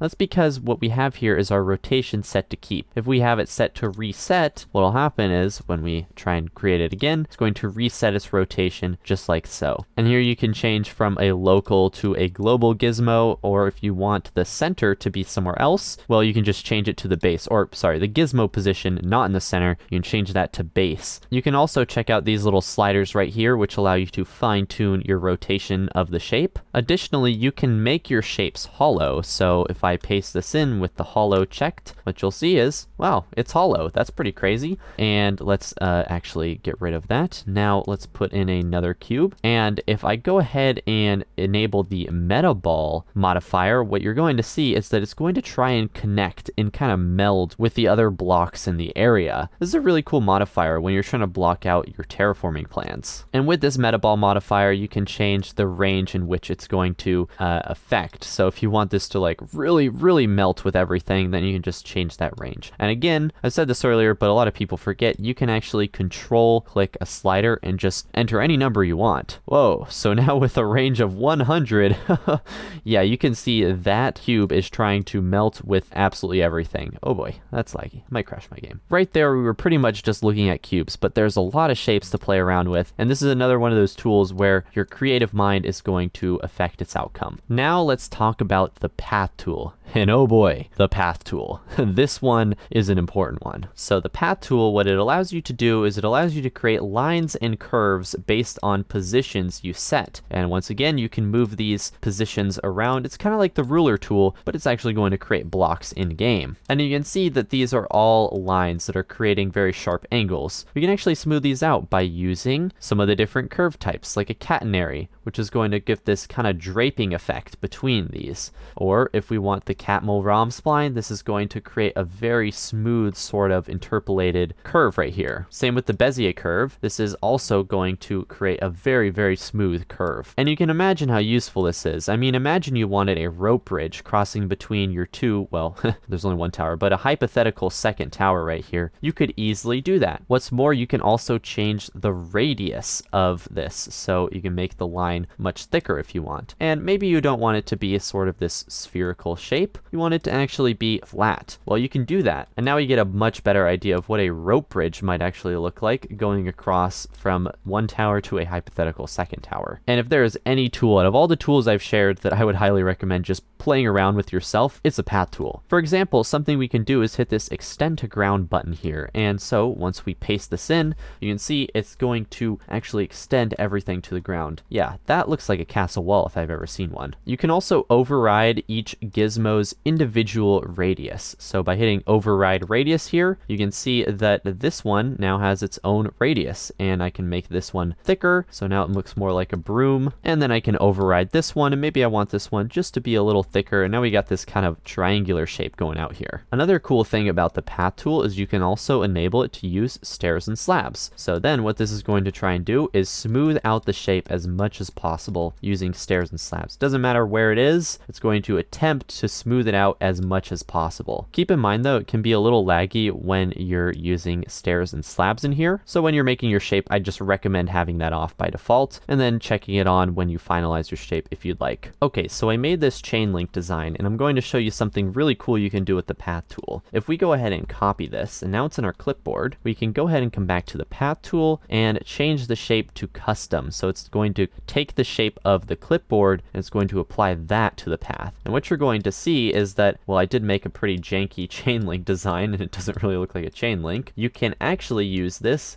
to custom paths, and this is really, really powerful. This honestly looks more like the spine of like some big dragon. The only thing that is going to stay constant is the scale of each of the points on your path when using this method. But for simplicity's sake, I went back to the sphere. I can hit this checkbox looped, and this is going to make it, well, it's going to loop it. Wherever your path is, it's just going to try and loop the last point to the first point, just like that, and it's going to interpolate it. I'm using a Bezier curve, so it's going to look like that. Maybe we wanted a Catmull-Rom spline, and looks like that. By the way, you can create path tool presets. So if I just save this as path 1, for example, save that, and now I can let's just say I get rid of this whole thing. Get rid of it. And now I'm back on the default preset. Let's say I want to load back that path. Well, I can. There it is. The path tool deserves a video of its own. The creative potential with it is simply too powerful. There's so much you can do with this, but I don't think you or me want this video to be 4 hours long. So instead, let's talk about the modeling tool. And you'll notice the modeling tool works very similarly to the path tool. If you've ever used the Loft tool by Arcaniacs, this is a very similar tool, and what we have here is a lot of different modeling shapes we can choose from. Let's start with flat surface, and what I'm going to do is I'm just going to go 1, 2, and there is 1 row. We just created 1 row. Now if I want to add another row, we hit this button right here, add row, and then once we go down and down one more time, you can see that it's going to connect our 2 rows. But let's backtrack one more time. If I simply add these points on the row 1, well then you can see it's not going to connect how you want it to. That's why you have to add a second row when you're modeling like this. And when you're modeling, of course, you can have a thickness of 1, or you can also have a thickness of whatever you want, really. You can make it super thick or super thin. Okay, but maybe you aren't looking for this linear kind of surface. Well, what we can do is we can change the shape. So let's make it a Bezier surface. And there it is. It's a lot smoother, a lot more interpolated. And by the way, you can add as many rows as you'd like. So let's add a 3rd row. And let's come down here, and there is our 3rd row, and now we're creating this big old blanket of stone. But something you'll notice once we get down to the 4th shape, let's change this to convex hull and watch what happens. It just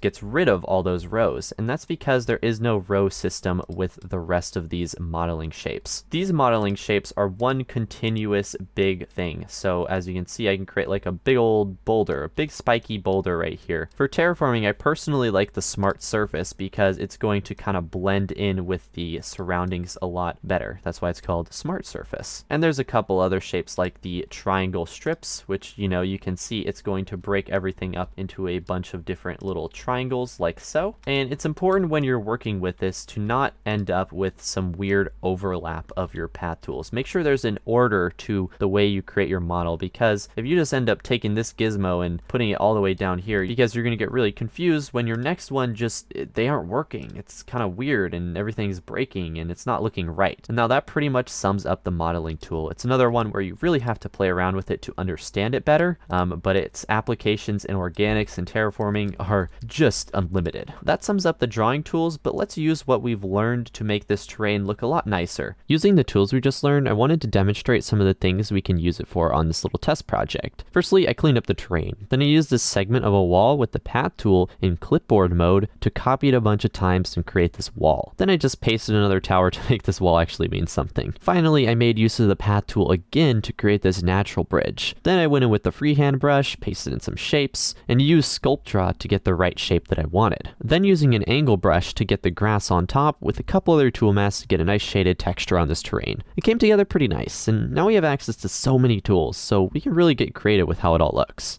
Okay, I hope that showed off the drawing tools a little better. I didn't try to go super crazy, and I did a very sloppy job in some bits, just to show things as simply as possible, but there's a lot of potential here. And I left this area intentionally unfinished, because I want to show you a couple cool tools. First, let's talk about the fluid tools. Now, there's only 2 tools to show off here, and the first one is Floodfill. And this is pretty similar to the /fill command, but as you can see, it's going to fill out an entire area, and you can change the limit, of course, so we could fill in this massive area with whatever our active block here is on the right. So I'm of course going to change this to water. I'm going to increase this limit quite a bit, and if we just want to fill in this whole area, well, there we go. Now this whole cave is a water cave. And just like some other tools shown off, there are some options you can enable. So if you wanted to fill everything above you, you could definitely do that. I'm not going to do that because that would make a total mess, but that's potentially useful if you're working with a build that's upside down, for example. And with the horizontal checkbox unchecked, it's not going to affect the X and Z coordinates, just where your cursor is. And as you can see, I have a down checked, so it's going to fill everything downward. And with the corners checkbox, when I initially go over here, you can see that everything is filling in a diagonal, kind of like that. And if I check corners, that's going to fill in a different kind of shape. And so this time it has corners, as you can see. That's all there really is to show about the Floodfill. So let's talk about Fluid Ball. And with Fluid Ball, I'll just say a disclaimer here, be very careful when you're using this tool because it is pretty intense on your PC and you could potentially corrupt your world if you aren't careful with how you use this. For example, I would not recommend putting the quality slider any above than what it normally can go. In fact, I'm going to keep this pretty low. If you want your flow to look as smooth as possible, you really only need a flow length of 8. Of course, you can increase that if you want. But this is going to give water its natural look. And what I've done here is sculpted out this little riverbed here.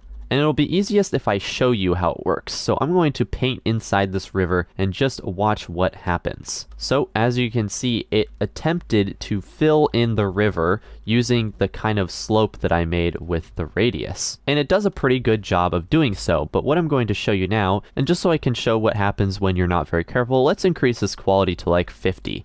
And let's accidentally brush our water outside of here. What you're going to notice is that it opens up this processing right here. And sometimes this can go crazy. And the reason it's processing is because, well, it affects a much larger area than when you placed in your radius. Just keep in mind the fluid ball does not work like regular Minecraft water. It attempts to simulate real fluid. So the more you increase this quality, the more diminishing returns you're going to get because you don't need that much quality inside Minecraft. Some other things, you can change the brush type. So what if I change this to cube? And when you're filling out your area, you generally want to try and fill out the entire area like this. And let's see, there we go. Okay, we have a little bit of a leak here, but it really does do a pretty good job. I obviously should fine tune my riverbed, but as you can see, it flows pretty smoothly here. Something else you can do is you can change the fluid type so you can make a lava river, or you can make a snow river. And this is pretty interesting because if you wanted to make your mountains much more snowy, well, you could do so. Let's wait for this to process, and as you can see, this is taking much longer than you might expect. And that's because I have my quality up quite a lot, and it had to affect a big area like this. It's also important to mention that the fluid ball does not actually get affected by your selection. So no matter what, if I just go in and I try and paint in here, what you're going to notice is it's just going to totally spray out everywhere. Now, to understand remove fluids without sources, I have to show you an example. When you place water, what it's going to do is it's going to flow. And if you get rid of the source block, all the flow is going to end. Now, let's say you have no updates on and you hit this, well, the flow is not going to stop. Now, with remove fluids without sources, so what this is going to do is it's going to remove the water that doesn't have a source at the end. So we've got this flowing water here, and if it doesn't have a source, what it's going to do with that checkbox is it's going to remove it all. The fill edges checkbox, well, it's going to attempt to fill all the edges with full source blocks when you activate your fluid ball. However, in this example, it's not working very well. It might be too small of an area, to be honest, but you can always go in and fix it manually, just like so. The require support to flow is kind of like having a tool mask that says below tag equals solid. So what'll happen is it'll only let the water flow if the block below is solid. So it's kind of like having a tool mask, but not exactly the same. So here's what fluid ball sort of normally looks like. It's going to force the block state of the water, despite if it doesn't have anything supporting it. And if we go like this, well, you can see that there has to be something supporting it. So you're not going to get those smaller flowing bits. Okay, now that we've talked about the fluid tools, let's talk about the height map tools. This is going to be for all my terraformers out there. So the first tool we'll talk about is the elevation tool. And what you'll see here when you open it up is you got this big old cylinder right here. So what the elevation tool is going to do is it's going to apply a height map, and it's going to attempt to raise whatever you have on your cursor right here. So it's going to raise this up, and it's using what we call a height map. Now the cool thing about height maps is people will obviously make their own height maps, but you can pretty much use any image you want. So here we got the Axiom logo. To show this example a little better, I'm just going to apply this once, and yeah, I mean, it kind of looks like the Axiom logo, a little cursed, but what it's doing is it's taking all this data here. Lighter colors mean the elevation is going to be lower, darker colors means the elevation is going to be higher. To put it simply, it's kind of taking an image, and it's taking the color of it, and it's saying, okay, this color is that much. And by that much, what we mean in Minecraft is that it's going to be a certain height. If you ever looked at a topographical map, you might notice that the higher the elevation, the more intense the color. And a similar thing is applying to our height maps here in Axiom. And as you might be able to piece together, we can use this to kind of start to create mountains. Look at this. This is the Axiom mountain. We're using Axiom logos to paint a mountain. Look at that. That actually created a pretty interesting shape, not gonna lie. Now there's a few settings here as per usual, like we have the radius and we have the Y limit. Now this one's useful because, as you can see, it's going to change the size of our cylinder because it's essentially going to be affecting anything within that Y limit radius. So if I set this to something like 128, you can see it's going to really, yeah, you can see it's just super tall. And if I try and affect something down below here, what you're going to notice is that it's actually affecting things above. And that's because of our Y limit. If we want to circumvent that, we can just make it lower, and then we'll be able to affect things down here without affecting things up here. And we also have different modes, so you can lower, you can flatten up, and flatten down. If I wanted to lower things, I could do that as well. It's going to apply the height map, but taking away blocks instead of adding them. We can also flatten, so what this is going to do is wherever you put your cursor, it's going to attempt to flatten to that Y level. And this is pretty useful if you want to make like little cliff edges and stuff. And then there's the flatten up mode, which is going to attempt to raise everything up to flatten it, as opposed to flatten, which allows you to both take away and add things. By making it flatten up, it will never take away blocks. It can only add blocks. Similarly with flatten down, this one can only take away blocks. It cannot add blocks. Now the dynamics, you can think about this of how strong the height map is going to be applied. And normally it's actually set to continuous. And this is going to make the brush a lot less strong, but you can always change the rate. And you can of course control click that and set it to something higher, and then the rate is going to be much higher. I usually keep this on once though, because generally, unless I'm trying to fine tune a detail, I want things to be applied pretty fast. You can always change the amount slider to change how much things are applied. Now the fall off just determines how the elevation is applied around the center, so you can see just subtle differences here. If I change it to this one, you can see it's going to be a little different. This one's a little different. The fall off has pretty minute effect in my opinion, but if you're working with actual height maps, not the Axiom logo, then this will definitely come in more handy. If you want to find actual mountain height maps, which is generally what the elevation tool is used for, creating mountains, then you can just search up mountain height map on Google and you'll find lots of options, these little black and white images. Now let's talk about the other height map tool, which is the slope tool. And again, you'll get this like cylinder thing. So let's actually decrease that a little bit. And what we're going to be able to see is we can select 0.1 and 0.2, and it's going to create these triangles. Now what you'll see when you hit the other point is that it creates this slope. And what'll happen is whenever you fill in the area, it's going to follow that slope. And so once I confirm this, you can see it creates a very smooth slope just like so.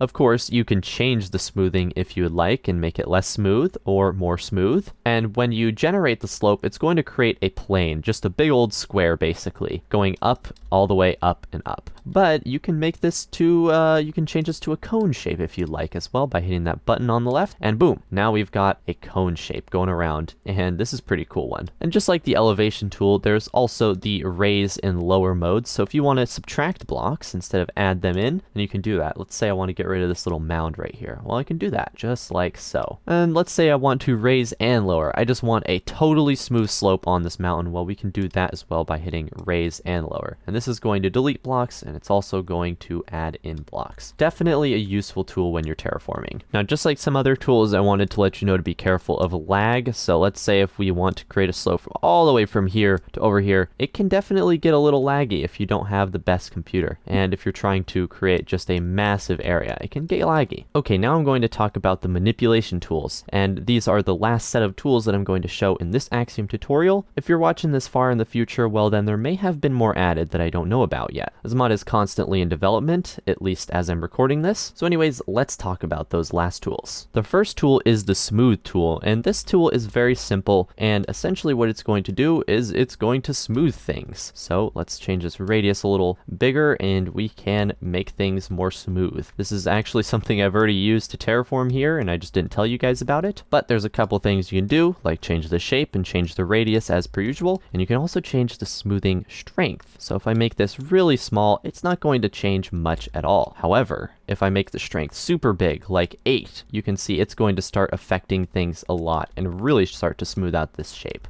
And you can also change the block ratio. So if you want more blocks to be deleted, then you would change this to be lower, and you can see that it's going to eat into the terrain more. If you wanted to make it add more blocks, then you could make the block ratio higher. I generally just keep this at 100 though. Similarly, you can change the settings here using these buttons to make it melt away blocks. So this is going to subtly just melt away blocks like so. And you can also make it grow, which is going to only add blocks. And if you want it to add and take away blocks, that's when you keep it as stable. The difference fixed edges is going to make is actually very subtle. You're not going to probably notice it if you have it on or off. Very subtle. It's very, very subtle. It's going to be hard to see, but you get sometimes these jagged edges that you don't want. And as soon as we turn this on and redo that, you can see that it's going to fix it a lot better. But again, very subtle. You're probably not going to notice this much. Okay, so the Distort tool. The Distort tool uses a noise pattern itself to create distortion. And really all this is doing is making something that's otherwise flat more bumpy with something called simplex noise. Now, if you remember when using the noise painter, we had a lot of these little settings to change how the noise preview works. Similarly, in Distort, we can change how the noise pattern is going to quote unquote appear when we affect our world. So the more we increase our distance, the more bumpy we're going to get. So if we decrease this, we're going to get a lot less bumps, bigger distance, more bumps. We can randomize the seed if we don't like the one we're currently seeing. We can also separate the axes because, well, Minecraft is a 3D game after all, so of course you can change the way it looks just by changing the distance on each coordinate. And well, that's pretty much it. The Distort tool is just using a noise pattern to change terrain. It's very similar to the noise painter, just working in kind of a 3D space as opposed to a 2D one. The Roughen tool is quite literally the opposite of the smooth tool. It attempts to roughen surfaces. Just like normal, you can change the shape and radius of your brush. Now right down here though, we have the strength parameters, and if we increase this ratio all the way to the max, you're going to notice that this is really rough, and the lower this is, the less rough the appearance is going to be. The minimum faces slider, this one's a little complicated. It goes from 1 to 4, and this is essentially the minimum amount of faces that have to be touching another block for the roughening to appear. So when the minimum faces is set to 1, there only needs to be one face of a block. Remember, a block has 6 faces, it's a cube. There only needs to be one face touching a block for the roughening to happen. And if we increase this to 4 faces, that means 4 sides of a block must be touching another block in order for the roughening to happen. And that's why when we do this, pretty much nothing happens. We can also make it so it'll only add blocks by unchecking remove, or only make it remove remove blocks by checking remove and unchecking add. And this just gives you more control over how it changes your world. The Shatter tool uses Voronoi Edge's noise to create, well, a shattered look in the ground. You can change the shape and radius of the brush, and you can also change the way the noise pattern will look. So if we change the scale, you can see that there's not going to be many shatters going on. That's because we changed the scale so it is a much bigger noise pattern. We can also change the width of the cracks. So if we change it to something like 3, you can see that the cracks are going to be much bigger. You may also notice that this noise pattern is 3-dimensional. Unlike the Noise Painter, which is 2D when you paint things, this is 3D. And you can change the axis to X, Y, Z, or 3D if you'd like. So what happens when we set it to Y is it'll only change blocks on the Y coordinate. When we go to try and change stuff like the sides here, it's not going to work as intended. What will work is if we change this to Z, let's actually lower the scale and the width, you can see that it's going to create those cracks in the side. You can also check this box to use the active block, so I have it set to diamond blocks. Instead of the cracks being air, they're going to be with that active block. And again, if you don't like the seed you have, you can hit randomize seed or type whatever you want here, and then it's going to go ahead and be that seed. The Extrude tool is pretty much the same as the Builder tool Extrude, except it has a few more parameters that you can modify.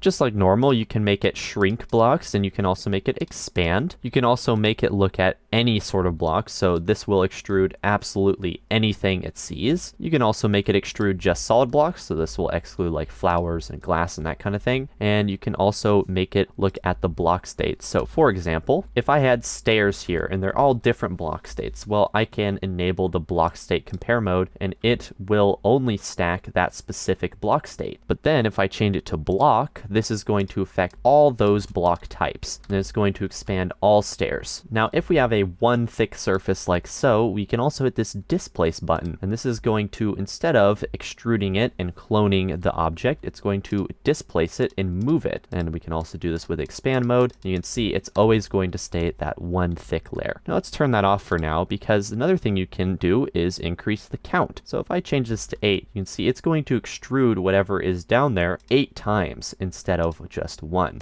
Finally, we have the Modify tool, and the Modify tool works by using your selection, and you can do a lot of different things with it.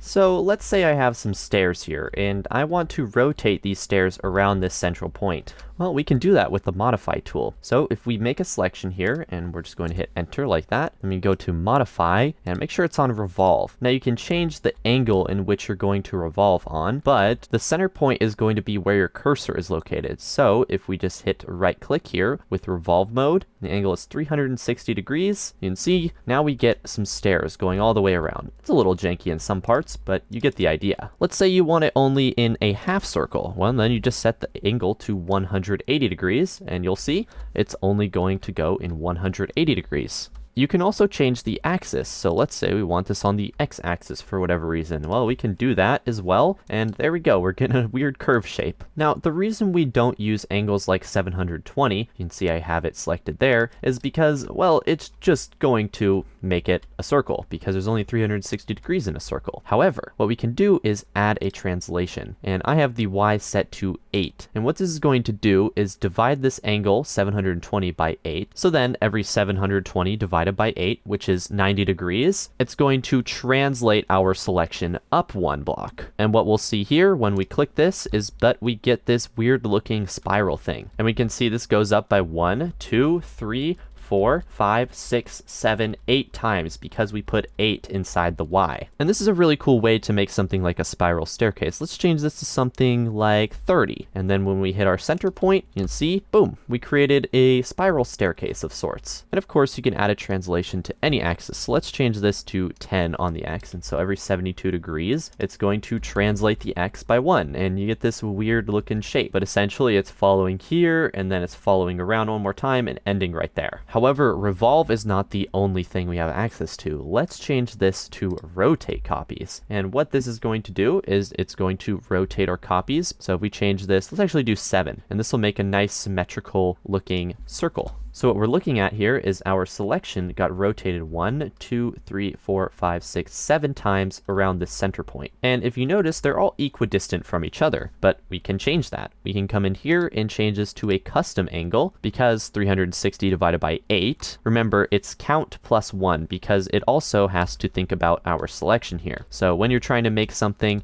if you want it to be even around this point, then you're going to want to put in not 8, but actually 7, because you also have to remember your initial selection is also part of the math. So let's say we change this to 20 degrees. Well, what you're going to see is that they are all going to show up over here. It didn't actually make that whole 360 degrees. Or we can make this 63 degrees, and you can see it's going to go actually a little bit more than once around. And you don't have to just change the degrees on the y-coordinate, change the z-coordinate, for example, and what we're going to get is, well, it's going to translate itself on a different coordinate. So rotate copies and revolve is a super cool way to get things to rotate around a center point, and it also has a really nice visual to go along with. One of the modes I skipped over was translate copies, and this is kind of like the stack tool, except you can, well, translate copies. So we have our little selection here, and we just hit it again and again, and it's going to kind of stack it. And you can also change the count in which it's going to translate. You can also factor the x, y, and z coordinates. So let's change this to something like 5. And what you're going to see, every translation, it's going to factor itself by 1x and 5y. But some of you might look at this and be like, oh, that's 2x and 5y, not 1x and 5y like we described right here. And that's because we're looking at this relatively. We can change this to absolute, and what it's going to do is it's going to go from the back of the selection here, and it's going to count literally 1. So absolutely 1. And then you can see, there we go, it translated our copy 1 and 5, 1 and 5, 1 and 5 every time. For the last mode in the modify tool, let's look at this diamond block thing, and we don't want to translate copies, we want to twist. And what you can see is that it's going to show up this little visual here showing you what it's going to look like when it twists. And you can change how many degrees this twists. So let's say I want it to twist only 20 degrees. Well, it's going to change it a little bit, and let's say we want this to twist a lot by 100 degrees. Well, it's going to really twist this cube. Now to show you what happens here, you just hit the right button, and there we go. It twisted our cube. Right now it's just twisting on the y-axis, but you can also twist it on the x-axis if you want. So let's change that to 1. Let's change this x to there, and there we go. Now it's twisting this way. You can also twist it on multiple axes, so we can get a really interesting shape if we twist it 1 degree on all axes. Yeah, there is something interesting. And you know what, just to settle my curiosity, let's see what this looks like when we twist the tower. Let's twist this by a bunch of axes, and oh boy. Yeah, that looks very cursed. That looks very cursed. So as you may have picked up, twist is a very lossy operation, similar to how rotation is a lossy operation. But at its core, it did a pretty good job. It achieved what I wanted it to. Okay, and that's the modify tool wrapped up, and that actually wraps up all of the editor tools. But we still need to talk about the operations tab, and there's a lot of interesting things going on in here. So first and foremost, we have the fill operation, and if we hit the fill, you can see that it is going to pull up this little tab right here, and we can choose how we want to fill this area. Of course, you may notice that the fill button is grayed out, and that's because we need to make a selection first. So if we make our selection and then hit enter, now it shows up, and let's just say we want to fill this with red sand, and we fill that in, and boom, you can see it's hollow because we just made it walls. However, we can make it fill all the blocks, or we can make it fill just the inside, or just the outline, which is then going to make this fully hollow, or we can make it like just walls like we had it before, or maybe we want it to just be the top, or just the bottom. The next operation is the fill nearest block, and this is going to fill our selection with the nearest block to us. And apparently it was diamond blocks, and so it just filled that whole place in. Another operation we have is the replace. And so we can replace, let's say we want to replace cobblestone to diorite, and then we hit replace, and it's just going to replace within our selection like so. And there's also type replace, so let's actually go back to cobblestone, and then we will actually replace to granite. And what you'll notice is it also changed our cobblestone walls to granite walls, so that's how type replace works. We can also set the biome of our current selection, so let's say we want that to be Badlands is fine. Now we set that biome, and boom, it's Badlands. For this next operation, we need to pull out the diamond sphere, because what this is Autoshade. And Autoshade, once again, pulls out a tab like so. First and foremost, you need to make a selection. So let's make our selection of those diamonds. And then let's just hit Autoshade and watch what happens. As you can see, it took that block and it said, okay, that block is the brightest, and then it created a gradient, and it automatically shaded our sphere based on where our player position was. Now, if we don't want to use player position, we can also use the sun angle. And well, something important to remember is that it's not talking about that sun there. It's actually talking about a hypothetical sun, which is somewhere else. And you have to change this right here. So I believe this is going to be somewhere around here. And if we just hit auto shade, yeah, it was correct. So the sun was somewhere over here. We can also use custom positions, and you can set multiple positions. So there's our first position right there. And let's say we want another position right over here, and watch what happens. As you can see, it shades both of those positions. We can also change the dithering, and dithering is just the process of blending two colors together using those blocks and running them through each other's gradient. So as you can see, we had the diamonds, and now it's not a solid circle, it's actually blended in with the rest of this. Now the palette's pretty smart. It's automatic, and you can choose which textures you don't want, like, oh, I don't want glazed terracotta, check that. I don't want ores in here, and let's say I'm okay with tile entities, and then you can shade it, and we got virtually the same thing because it's diamond blocks, and there's not many blocks that go with diamond blocks actually. But if you use diamonds just as a placeholder, for example, you can change it to a custom palette, and then you can put your own blocks right here. When you do a custom palette, this bottom block is going to be the one closest to your custom position, your player position or sun position or whatever. And once we hit this, you can see that it's going to shade our little sphere. Next, we have the drain operation, and as you might expect, the drain operation is just going to drain everything in your selection. So if we go here, hit drain, and as you can see, it drained our selection. Very simple. By contrast, the waterlog selection is going to waterlog our selection, and now everything is water. Smoothsnow is a very cool operation. Now, if we watch this hill right here, once we hit Smoothsnow, it's going to generate a field of smooth snow.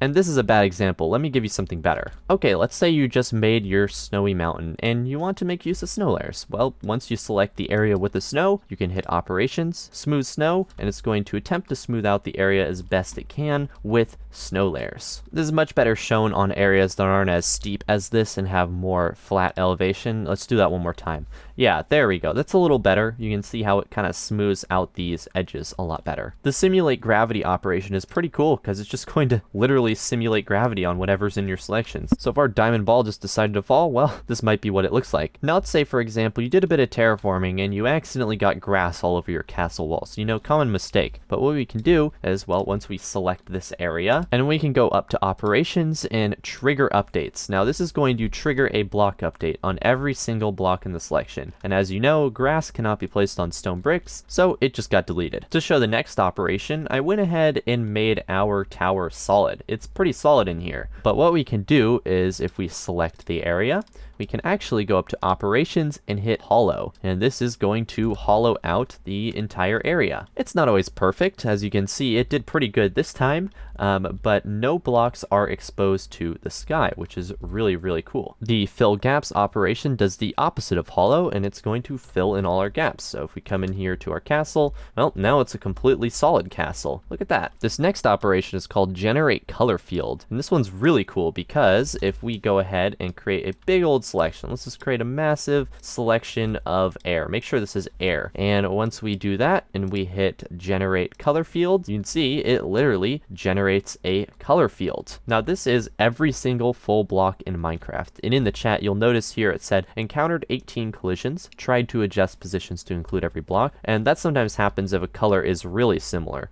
Like, for example, the dripstone block and the exposed copper bulb. These might have had the same hex value, but one might have got moved over just slightly to make space for the other. This is a really cool operation for seeing what kind of build palettes might work and might not work. For example, you can see that some blocks are just really isolated from other ones, like the diamond block or the emerald block. They're really far away from anything else. If you wonder why some blocks are just really hard to work with, like amethyst or purple, it's because they don't go along with many other colors. And this is a really really cool visual way to represent that. Another operation is the Analyze operation, and what this will do is it'll pop up this little tab. Make sure you have your selection enabled and you can analyze it, and it'll tell you the percentage distribution and the count of each type of block inside this. It'll even give you a total block count, so if you wanted to say build this tower in survival, you know that this has 3,410 items, well, minus the diamond blocks, so more like 2,800. And finally, we have the animated rebuild operation. Like it says in the description here, this feature is intended for content creators making video showcases of builds, and what it'll do is it'll gradually rebuild a selection block by block, and when you click it, it'll open up this tab, and what I'm going to do is I'm just going to hit do animated rebuild, and it looks like this time it broke. Sometimes that happens. I would recommend not using magic selections. Sometimes it's a little buggy with magic selections. Use a box select, and when we hit enter, we can hit do animated rebuild, and as you can see, it is rebuilding our structure in an animated way. There are a lot of parameters you can mess around with, and I'm not going to go over each one because I already made a video about animated rebuild, and I'll leave that in the description if you want to check it out for yourself. There's just simply so much to go over, and this feature wasn't even made for builders originally. And with that, I've covered everything I want to in this Axiom tutorial. I hope this has been helpful. I know it's a very long video, and there's a lot to take in. Axiom is one of those tools that you have to just practice with. I wouldn't even say I'm the best at it despite knowing so much knowledge about it. It's really how you use the tools and how creative you can get with them that will set you apart as a builder. Thanks for watching, everyone. I'm going to leave a list of resources in the description, like the Axiom Discord and the documentation that I've mentioned throughout this video.